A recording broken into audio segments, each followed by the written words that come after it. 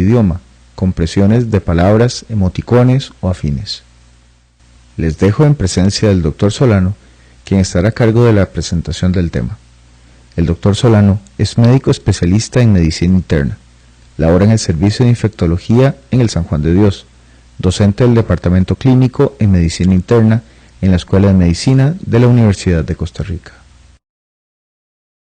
Antes de iniciar, vamos a poner algunas normas para que todos estén.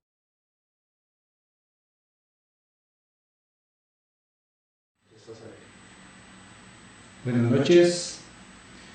Intentaremos aquí dar un vistazo general sobre el tema. Iniciaremos hablando de algunos aspectos de epidemiología, posteriormente sobre la transmisión, la evolución natural, desde la infección hasta la etapa final de la enfermedad, sobre los métodos de diagnóstico, tratamiento y un poquito sobre la prevención. En las diapositivas he insertado algunas de las preguntas que llegaron anticipadamente. Estas no las leeré, pero para que quede identificada la persona que hizo la pregunta y a ver si podemos satisfacer con la explicación de cada lámina su duda. Iniciamos con un mapa mundi que nos demuestra en el color más intenso en rojo las zonas del planeta donde hay un porcentaje mayor de casos o una tasa mayor de casos en las poblaciones, y en blanco las de menor. Vemos como esta situación es un drama significativo en Sudáfrica. Y para efectos de Costa Rica, aunque posiblemente en el mapa se vea muy pequeñito, quizá no se detecte, tenemos un reporte para 2005 de menos de 0.1% en la población. También graficando el significado del drama para los países sudafricanos, esta gráfica nos permite ver en esas curvas en algunos países cómo el promedio de vida o la expectativa de vida a consecuencia de la epidemia del SIDA ha significado una reducción muy dramática de la expectativa de vida en estos países. Para efectos de lo que nos compete en nuestro país, alrededor de 10.000 casos puede haberse diagnosticado hasta el momento. En una recopilación de casos nuevos identificados en el Hospital San Juan de Dios entre 2003 y 2006, podemos observar que en general estábamos diagnosticando alrededor de 120 casos anuales, de los cuales una cuarta parte correspondía a mujeres. Tenemos que mencionar que en estos casos hemos encontrado mujeres grávidas o embarazadas, lo cual es un problema que tenemos que atender también, a efectos de evitar la transmisión de la madre al niño. Para el año anterior se contabilizaron alrededor de 180 casos nuevos, lo cual indica que a pesar de la gran información que existe y que el tema ya es de bastante dominio por la población general sobre por lo menos la existencia de esta situación, siguen presentándose casos y vemos cómo han aumentado el número de casos nuevos. Justamente la edad que más se ve afectada a la población es entre, si vemos ese gráfico que nos indica una distribución normal, es entre los 25 a los 40 años, con un promedio de edad de diagnóstico en los casos nuevos de 36 años. El rango es bien amplio, como pueden ver, hay casos desde los 15 hasta los 55 años, lo que indica ya que el periodo de evolución desde la infección inicial hasta el diagnóstico puede ser de varios años, que las infecciones están ocurriendo en edades muy tempranas. Incluye la adolescencia. En este gráfico podemos ver varias barras por año, en la cual en los colores de abajo se observa como alrededor del 26 al 30% de los casos correspondería a la población homosexual, que sumándose los casos que se reconocen bisexuales puede llegar en algunos casos al 36%. En la gráfica también se ve en la parte superior algunos casos en los cuales no se identificó el grupo sexual o la preferencia sexual. Esto porque todavía hay muchas dificultades en nuestra sociedad para hablar muy claramente de los temas, posiblemente, pero en general lo que queríamos resaltar en estas barras es que la población heterosexual, mujeres y hombres, son el mayor número de casos en los diagnósticos nuevos. Por lo tanto, desmitificar el hecho de que todo el mundo o mucha gente piensa que esto es una enfermedad de homosexuales. Este gráfico es un gráfico, ya tiene sus años, de Venezuela, un estudio donde en la parte roja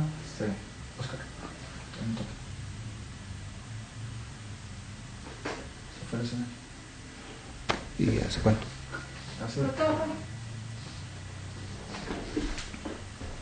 Aquí en este, cuando estamos hablando de este gráfico. Ese gráfico no lo tengo. Sí, está aquí abajo. No, me parece que está bien lo que se me parece bien. Sí, man, déjenme para que ¿cómo se está los audífonos? Y comprar el todo eso. Ok, pues. Pero ya está de nuevo. Bueno, decíamos que en esta gráfica se observa en la zona roja, que es la más extensa, la vía de transmisión sexual, con un 89% de casos. Esto ha cambiado y cada vez es más una enfermedad de transmisión sexual, porque la vía parenteral, ya sea por accidentes o transfusiones, dado el escogimiento con métodos, digamos, de screening, llamémoslo de esta manera, para los donantes que se descartarían de antemano cuando tienen situaciones de riesgo pasadas, y las pruebas que se realizan a los derivados sanguíneos permiten descartar una gran cantidad de potenciales fuentes de contagio. La vía de transmisión de madre a hijo, con los protocolos que se utilizan actualmente, se ha reducido significativamente. Y los accidentes, con el entrenamiento del personal de salud, que es el que más se ve afectado por ellos, también ha logrado reducirse significativamente. También me parece importante aquí mencionar cómo no se transmite. De hecho, esta viene a ser una duda muy común en los pacientes que estamos atendiendo. Compartir baños, utensilios de cocina, piscinas, besos, abrazos, picaduras de insectos no transmiten la infección. Ahí tenemos unas preguntas de Stephanie y David que parece importante mencionar, da esa inquietud, que si hay personas, es un porcentaje muy bajo, que no avanzan desde la infección hasta la enfermedad, incluso el aparato inmunológico, que es el principalmente afectado, no se deteriora, se conocen como personas élite, pero eso es un número ínfimo de casos. Con respecto a la circuncisión, es cierto que se ha demostrado que hay menos transmisión cuando hay circuncisión. Probablemente eso tiene que ver con la menor probabilidad de trauma durante una relación sexual. Según la exposición de riesgo, la transmisión de VIH ocurre mayormente en las relaciones anales de varón a varón o de varón a mujer. Le sigue la infección de varón a mujer, esto es porque por mayor superficie de tejido en la vagina, mayor tiempo de contacto con las secreciones, hay más posibilidad que la que sigue, que es al revés, de mujer infectada a varón no infectado. El pinchazo por aguja ocupa el 0.3%. La transmisión de madre a hijo, cuando no se ejecutaba ningún tipo de acción, era de entre el 13 al 48%. Actualmente, con los protocolos de intervención, ese riesgo se ha reducido a cerca del 1% o menos. Y la exposición a productos sanguíneos que antes mencionamos sería muy eficiente, aún así no es del 100% siempre, pero esto se ha reducido significativamente con el descarte de los donadores de riesgo y el análisis de las sangres donadas. Cuando ocurre la infección primaria, puede en la mayoría de los casos no ocurrir ningún tipo de síntoma. Cuando estos ocurren, pueden ser síntomas similares a gripe, crecimiento de ganglios en diversas partes del cuerpo, principalmente los ganglios del cuello, fatiga, fiebre, diarrea y algunas otras presentaciones como meningitis viral. Estos síntomas se presentan aproximadamente en 2 semanas después de haber sido infectada la persona. Seguidamente, el virus que se aloja principalmente en el sistema inmunológico, de hecho en esa microfotografía electrónica se observa en azul un virus que está siendo captado por un linfocito CD4. Los linfocitos CD4 son un tipo de glóbulo blanco del sistema inmunológico que son el blanco o las células que son infectadas por el virus, donde él se replica y los va destruyendo progresivamente. La función de estos linfocitos en nuestro organismo es patrullar y detectar la presencia de agentes extraños como pueden ser virus, bacterias, hongos, parásitos y algunas otras células del organismo que pueden sufrir cambios, particularmente tumorales, y mediante señales, una vez reconocidas estos agentes, se activa el resto de la inmunidad para impedir la enfermedad, ya sea por virus, bacterias, hongos, el bacilo de la tuberculosis o 2 tipos particulares de cáncer como son el cáncer linfático y uno de vasos sanguíneos llamado sarcoma de Kaposi. Desde el momento en que ocurre la infección hasta que la enfermedad se manifieste, según vemos en esta gráfica, en la primera barra, el 10% de la población puede evolucionar en 2 a 3 años. O sea, se infecta, puede ser que tenga síntomas o no, y 2 a 3 años después pueden haber manifestaciones de la enfermedad conocida en este estadio como SIDA.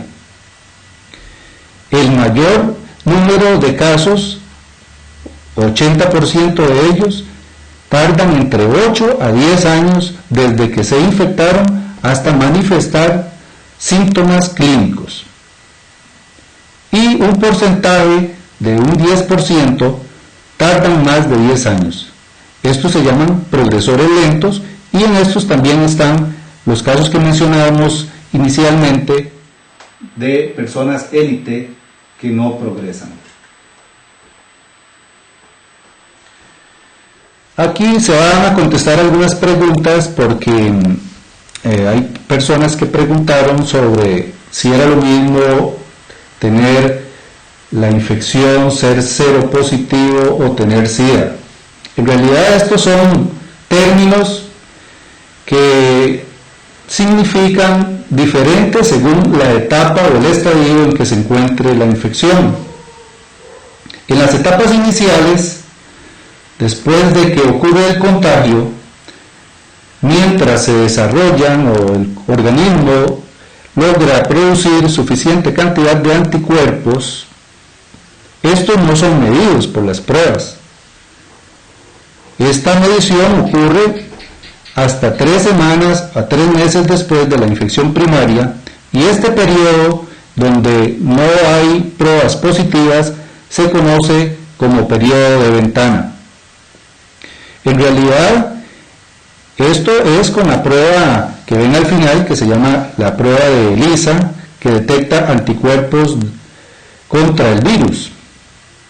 Sin embargo, en situaciones de altísima sospecha podríamos recurrir a algunos métodos, como por ejemplo la determinación del material genético del virus circulando en sangre en una prueba que se llama PCR, o reacción en cadena de polimerasa.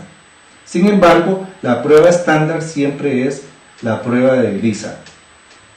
Repasando, significa que desde que ocurre la infección hasta que el método de laboratorio es capaz de detectar la presencia de los anticuerpos, estando infectada la persona, no hay manera con esta prueba de saber si lo está, periodo conocido como periodo de ventana. Durante todo este proceso inicial hay una respuesta inmunológica tanto de anticuerpos como celular. De hecho, los linfocitos CD4, que son el blanco del virus, disminuyen significativamente, luego se recuperan, pero no logran llegar a los valores iniciales. Entonces, esta es la fase que podríamos llamar de infección temprana a seroconversión, que significa que estaba negativo y se convirtió en positivo. Seguidamente se pasa a un periodo en la evolución natural de la infección conocido como infección crónica asintomática. Asintomática porque la mayoría de los síntomas que se presentaron en la infección inicial o los que se pueden ver en la infección final no están presentes. Aún así, esta etapa, que también se le conoce como de latencia clínica, pero no inmunológica porque la destrucción del aparato inmunológico está ocurriendo, en esta etapa pueden presentarse ganglios, lo que se llama linfoadenopatía, en varias partes del organismo, por lo tanto se le llama generalizada, que pueden ser persistentes o incluso podría ser que se reduzcan y reaparezcan, persistente o recurrente. En esta etapa, la cantidad de virus que hay circulando en sangre ha disminuido significativamente por efecto del mismo aparato inmunológico defendiéndose contra la infección. Y la replicación del virus continúa intensamente en tejido linfoide fuera del torrente circulatorio. Después de este periodo pasamos a la etapa de infección sintomática, que podríamos decir que tiene realmente 2 fases. Una donde todavía no se conoce como SIDA y la otra donde ya el paciente entra en la fase que conocemos como tal. La primera es antes de que los linfocitos CD4 estén menos de 200, su valor normal es de 600 a 1200 por mililitro de sangre. Cuando están entre 350 y 200 aproximadamente, pueden aparecer algún tipo de infecciones no graves, y es la etapa que llamamos complejo relacionado con SIDA. Cuando los linfocitos CD4 están menos de 200, entramos a la etapa conocida como SIDA, y la enfermedad avanzada, lo que queremos resaltar es cuando la cuenta de esos linfocitos es sumamente baja, incluso otras células también disminuyen significativamente, y entonces las enfermedades que se presentan desde que inicia la etapa SIDA pueden ser más graves e incluso presentarse simultáneamente varias infecciones y algún tipo de tumor, como mencionábamos, un linfoma o un sarcoma de Kaposi. Importante entonces señalar que desde que una persona se infecta hasta que se detectan los anticuerpos se llama periodo de ventana. Después del periodo de ventana hasta las etapas finales de la enfermedad se seguirán midiendo anticuerpos y eso es lo que se llama ser seropositivo. Sin embargo, para diferenciarlo, y quizá es más de la jerga popular, de la etapa de SIDA, se dice que un seropositivo es una persona que tiene los anticuerpos que se miden pero no manifiesta síntomas. Y la etapa SIDA corresponde a la que se presentan las enfermedades que llamamos oportunistas, infecciones y tumores, que aprovechan la oportunidad de un sistema inmunológico deteriorado, repetimos, cuando la cuenta de CD4 es menor de 200. En estas fotografías podemos ver, la primera corresponde a la lengua, un mapa blanquecino, es un hongo que se llama cándida. Este hongo, cuando afecta la lengua, podríamos decir que si solo está ahí, el paciente posiblemente se encuentre en la fase que llamamos de complejo relacionado. Todavía no hay un deterioro clínico significativo. La otra fotografía corresponde a unas lesiones tumorales en piel, tumores de vasos sanguíneos que se conocen como sarcoma de Kaposi. Y la última fotografía, que viene a ser el imaginario que existe todavía en muchas personas acerca de que diagnóstico de infección por VIH o SIDA significa una persona, como se ve en la última fotografía, que en realidad es una de las manifestaciones, pero no siempre. Esa manifestación es la que se conoce como síndrome de desgaste. En estas fotografías, en la imagen que se encuentra en su pantalla a la izquierda, vemos una imagen normal. En la siguiente, una imagen alterada. La primera es una radiografía de tórax. Lo que se ve blanco hacia la periferia y abajo son los tejidos blandos, los diafragmas, y al centro el corazón y la columna. Los pulmones son los que se ven de aspecto un poquito gris blanquecino, digamos. La siguiente fotografía muestra áreas del pulmón un poquito más negras, bueno, tal vez es porque la radiografía está muy penetrada, pero lo que sí queremos resaltar es esas partes blanquecinas en taches que se ven en los dos pulmones, y este corresponde a un caso de tuberculosis pulmonar. La siguiente radiografía, ahí se ve en anaranjado, rosadito. La primera foto es un fondo de ojo. Pero eso se estoy poniendo ahí para que la señale esta imagen. Señale la señal. La primera es un fondo de ojo normal y la segunda se observa aquí una zona amarillenta extensa y otras zonas más intensas de rosado, que son hemorragias correspondiendo a una infección por un virus llamado citomegalovirus. En la siguiente, una tomografía axial computadorizada del cerebro, en la cual esta es la normal, se ven los ventrículos y se ve el cerebro, para compararla con esta otra donde el ventrículo lateral se ve rechazado y se observa una imagen redondeada grande que corresponde a una tumoración, posiblemente por un toxoplasma, que es un parásito que se reactiva cuando las cuentas de CD4 están muy bajas y puede dar lesiones tumorales. Estos son solo unos pequeños ejemplos de las enfermedades que aparecen en la etapa de mayor deterioro del sistema inmunológico.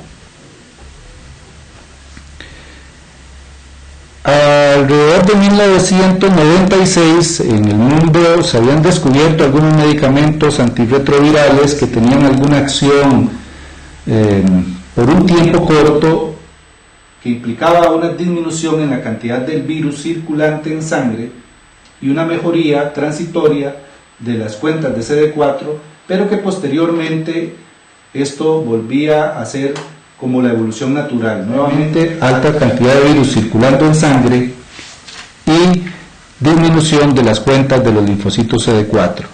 A partir de 1996 se descubrió con nuevos medicamentos que la combinación de 3 de ellos podría lograr sostenidamente una disminución en la multiplicación del virus, que incluso llega a desaparecer prácticamente de la sangre. En realidad no es así, porque las pruebas son capaces de detectar cierta cantidad de virus y menos de eso no. Por ejemplo, en las infecciones iniciales o en las finales de no hacerse nada, la cantidad de virus circulante es enorme, es cuando más virus circulante hay. Podría llegarse a medirse en 1 milímetro cúbico de sangre 100.000 o más, o hasta más de 1 millón de copias del virus. Con el tratamiento, al inicio las pruebas eran capaces de detectar si habían 500 o más virus por milímetro cúbico de sangre. Después las pruebas fueron mejorando. Actualmente en Costa Rica estamos usando una que detecta para arriba de 20 copias del virus en 1 mililitro de sangre. Y si no detecta, significa que podría estar menos de 20, 10, 12, no sabemos ahí porque la prueba es incapaz. Y uno de los efectos necesarios o deseados para un buen control es que ese examen periódicamente se le realiza a los pacientes y esté siendo indetectable. Como decimos, esto se logró con 3 medicamentos. En la actualidad hay pacientes que tienen 13 o 14 años sin cambio del esquema inicial de medicamentos, no se les mide virus en sangre y las cuentas de linfocitos CD4 han ido aumentando progresivamente y se mantienen elevadas durante todo este tiempo. Esto significa que con estos tratamientos se ha logrado controlar la replicación del virus y la destrucción del aparato inmunológico, y hasta donde sabemos y donde estamos en este momento es a ese nivel, porque el virus es capaz de infectar no solo los linfocitos CD4, sino otro tipo de células que tienen un